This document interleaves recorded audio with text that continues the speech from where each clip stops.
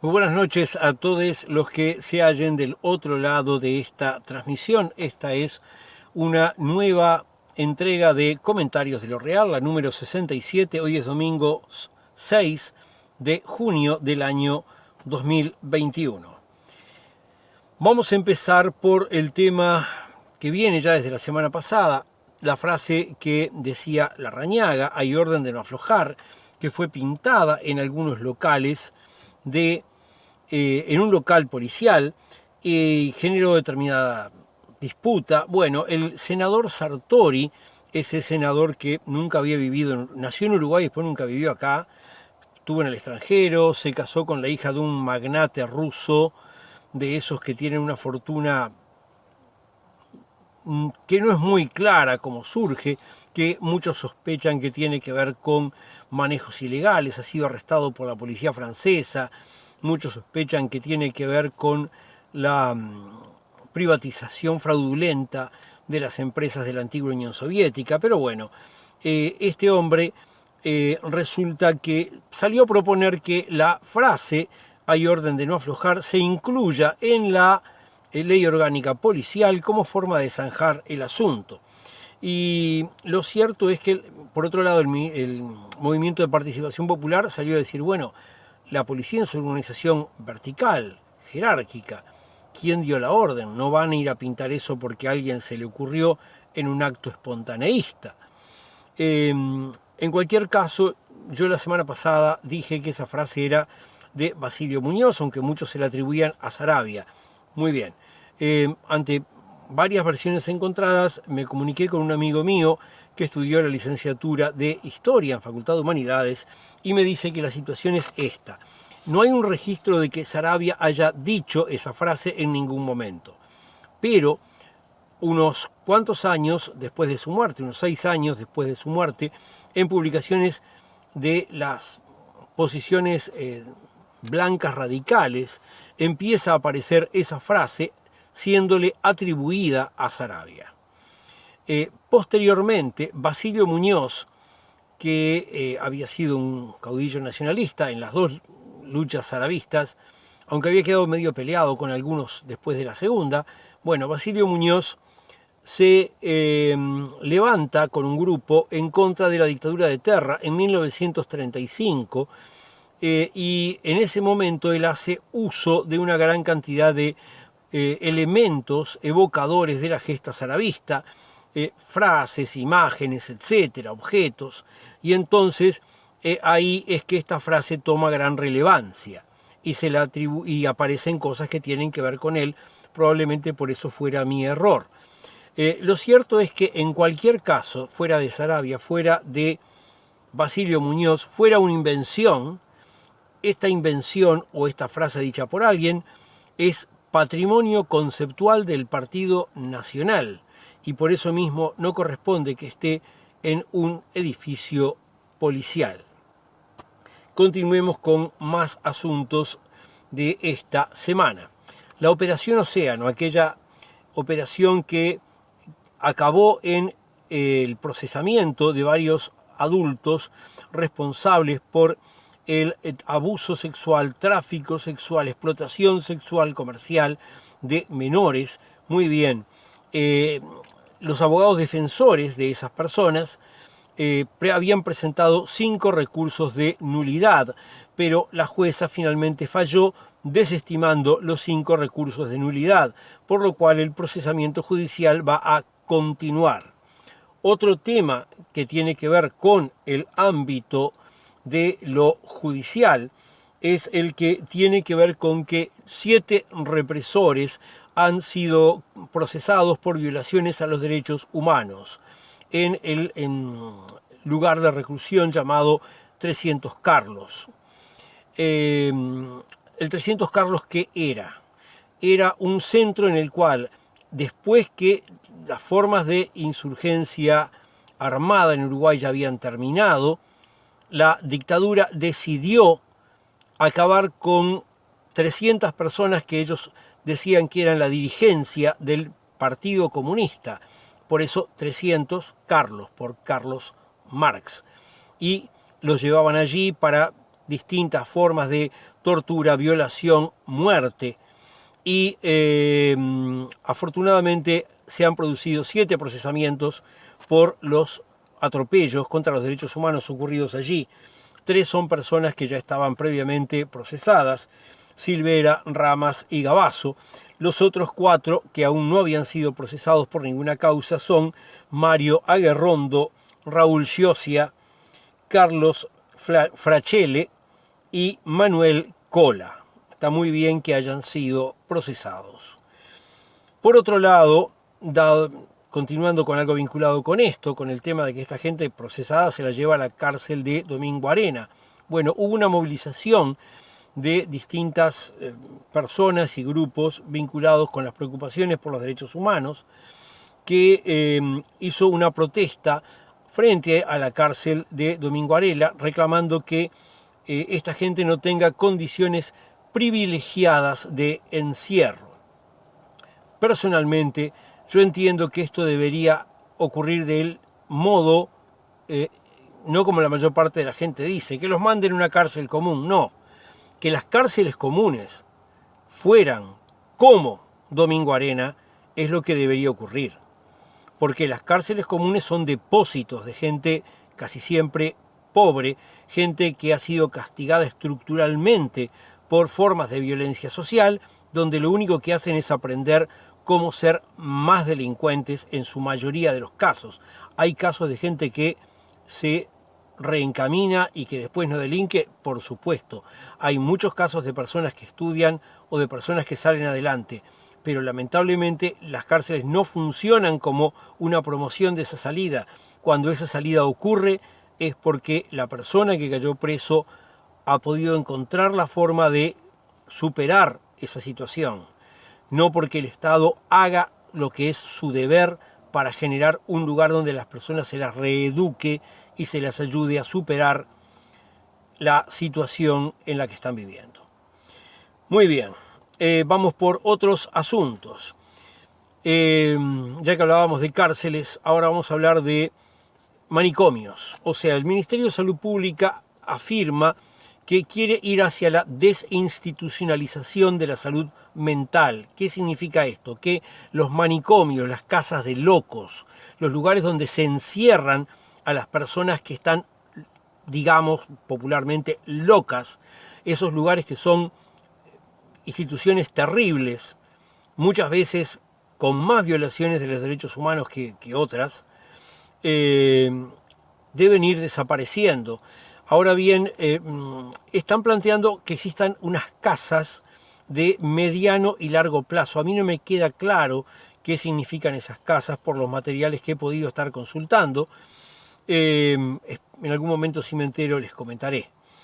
Pero bueno, lo importante es que algo se está haciendo. Por otro lado, también el Ministerio de Salud Pública multó al Poder Legislativo por la forma en que transcurrió el velorio del fallecido exministro Larrañaga, con aquel apiñamiento del que ya habíamos hablado. Y bueno, el Partido Nacional, el directorio del Partido Nacional dijo que ellos se van a hacer cargo de, del pago de la multa para que no lo haga el Poder Legislativo. Cosa que me parece un acto correcto. Ahora bien, el ministro de Salud Pública, hombre de Cabildo Abierto, por las fotos que han trascendido, él estaba presente en ese apiñamiento. Bueno, yo no digo que él pague la multa, lo que digo es, no va a hacerse cargo de la parte de responsabilidad que su presencia ahí implicaba. Muy bien, continuemos con otras cosas que tienen que ver con iniciativas hacia lo que es la actividad laboral. Por un lado, la ANMIPE, la Asociación de Pequeñas y Medianas Empresas, propone que las empresas de pequeño porte que tomen un empleado en este contexto pandémico estén exoneradas por 3 años de los aportes patronales. Eso no significa que la persona pierda derechos jubilatorios, sino que la parte patronal no hay que pagarla, por lo cual cuando la persona se vaya a jubilar, eso le corresponde como aporte. Fue una exoneración, el Estado se va a tener que hacer cargo. Parece una idea razonable y positiva. Por otro lado, en el departamento de Colonia hay un proyecto urbanístico que se ha presentado que supone que 500 hectáreas costeras se transformarían en construcciones de viviendas. Por lo que he leído no aclaran para qué nivel, pero la idea sería duplicar la población de la ciudad capital del departamento de Colonia y que, si yo no recuerdo mal los datos, tenía 22 mil habitantes, por lo cual estaríamos hablando de llegar a 40 o 44 mil, o sea, 22 mil viviendas para 20 o 22 mil personas más. Habría una inversión privada del orden de 1.900 millones de dólares. En principio parece una idea buena que podría brindar mucho a la ocupación en la construcción. Lo que yo ignoro totalmente es si esto cuenta con estudios sobre el impacto ambiental, las necesidades de dotar a la zona de servicios acordes, etc. Si todo eso estuviera hecho o se fuera a hacer, podría ser algo muy positivo. Muy bien, vamos para otros asuntos. La gente de Cabildo Abierto está pidiéndole a sus socios de la coalición que se postergue la votación de la ley de medios.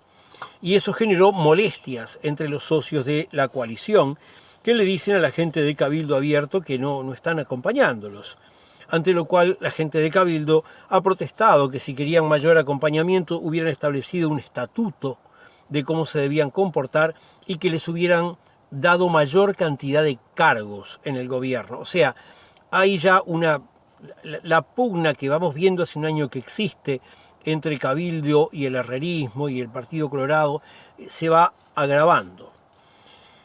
Otro tema, ya que estábamos hablando de ley de medios, es que la gente de TV Ciudad avisa que están trabajando para que en el año 2022 la producción propia que presenten en su emisión sea el triple de lo que ha sido hasta ahora.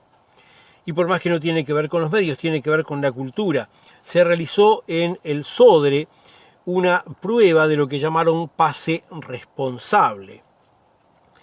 Hay varias cosas que se mezclan allí en este tema. Por un lado está el tema de las vacunas. Acá todo lo que yo he leído está centrado en la realización de un test de antígenos antes de que la gente entre a la sala. También se habían leído versiones de prensa que tenían que ver con exigir un pase verde, esto es el color en que se pone la aplicación cuando uno recibió las 2 dosis de la vacuna contra el COVID. En cualquier caso, el test de antígenos produce muchos falsos negativos cuando la persona es asintomática, han señalado distintos profesionales de las ciencias biológicas, por lo cual no sería una medida confiable.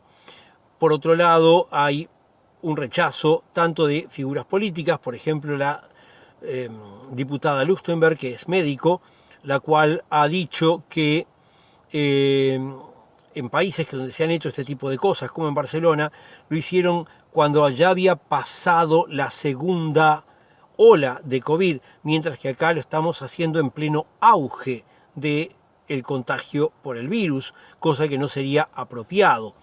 Y por otro lado, también muchos artistas han expresado y se han manifestado en rechazo de esta actuación del gobierno, dado que entienden que, y yo entiendo también, que la cultura tiene que estar al alcance de todas las personas.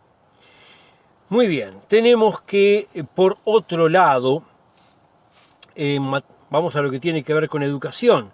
El Instituto Nacional de Derechos Humanos le hizo algunas recomendaciones a la Universidad Tecnológica porque aparentemente han habido situaciones de hostigamiento laboral y persecución sindical en la misma, por lo cual le recomiendan revisar los mecanismos para prevenir tales acontecimientos.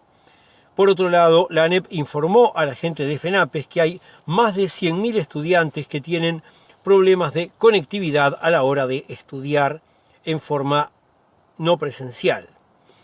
Hay gremios de estudiantes de secundaria que también han estado reclamando que la presencialidad, dicen que la no presencialidad afecta su derecho a recibir una educación.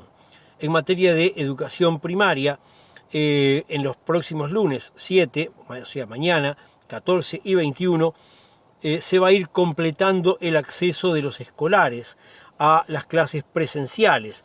Ojo, esto no significa que vayan a ir los 5 días de la semana todos los chicos, por más que pueden haber variaciones de un departamento a otro, de una escuela a otra. Por ejemplo, acá en Canelones, donde va mi hija menor, en Parque del Plata, van a tener un sistema por el cual una semana van lunes, miércoles y viernes, la otra semana van martes y jueves. O sea, cada clase está dividida en 2 subgrupos y entonces cada subgrupo recibiría 5 días de clase de cada 10 días que debieran recibir. Con lo cual no se ha restablecido plenamente la presencialidad escolar. Si lo presentan como que eso es lo que ocurre, están mintiendo. Muy bien, sigamos con otros asuntos que van a lo sindical. La Asociación de Funcionarios del MEVIR está denunciando que se han producido despidos injustificados y realizaron un paro de 24 horas por esa razón. Los trabajadores de los peajes están denunciando también una situación de precariedad laboral por la automatización y también realizaron paros en su trabajo.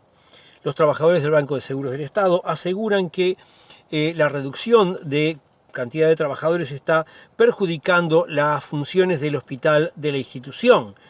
Y también en la OCE, que una situación similar está afectando el mantenimiento y la calidad de los servicios de agua potable y de saneamiento.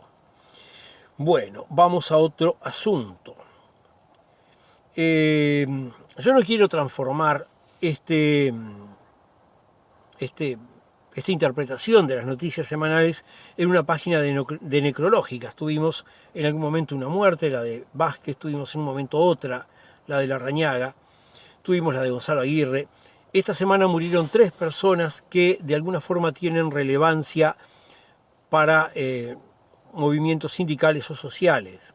Y entonces los voy a mencionar. Por un lado, Eduardo Platero, dirigente sindical, participó de la fundación de la CNT, posteriormente PIT-CNT. Por otro lado, Graciela Espinosa, fue una de las integrantes fundadoras del Sindicato de Trabajadoras Domésticas, un tipo de trabajo que no estaba representado gremialmente hasta hace poco. Y finalmente, Gloria Álvarez, una militante activista de la colectividad transgénero uruguaya que también ha fallecido. Valga un recuerdo especial para ella en el correr de este mes de junio, el auténtico mes de la diversidad, en el que se recuerda los acontecimientos de Stonewall el 28 de junio. Muy bien, sigamos por otro lado. Vamos a hacer un capítulo que es como una especie de previa a lo que tiene que ver con las noticias del COVID.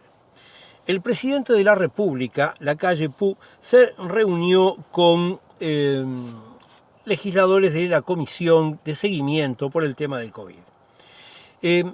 La reunión no salió bien. Los legisladores de la oposición salieron diciendo que se sentían frustrados por la forma en que se dio la reunión, mientras que Penades, obviamente él herrerista, salió muy contento diciendo que no, que había sido muy buena reunión. Se le reclamó al Poder Ejecutivo que siguiera los lineamientos que el GACH, el Grupo Asesor Honorario Científico, está planteándole, pero él dijo que sí, que le están haciendo caso, y que solamente, dice el presidente, se descartaron 3 medidas.